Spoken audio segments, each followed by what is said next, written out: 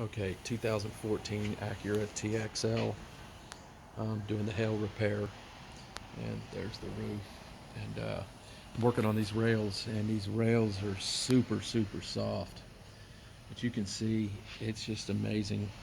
You can see there's maybe a little bit of a low right there. But you can see these rails just came out absolutely flawless.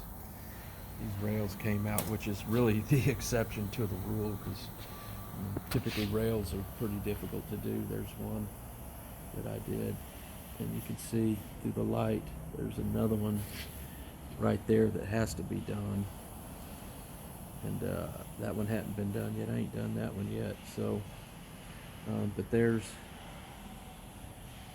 that one I did, and you can see it's just, man, these rails are just coming out virtually flawless. So it's really good, really pleased with it, because this quality of work on, they're dime sized dents, and so they do typically come out, they're about 10 on this rail, and so I'm really pleased with it. It's the rail work is just going really fast, the glue sticking every time, and it's about 55 degrees, and it's pulling highs, just barely even having to pull it, and it's pulling highs on these dime sized dents. So the 2014 Acura TXL.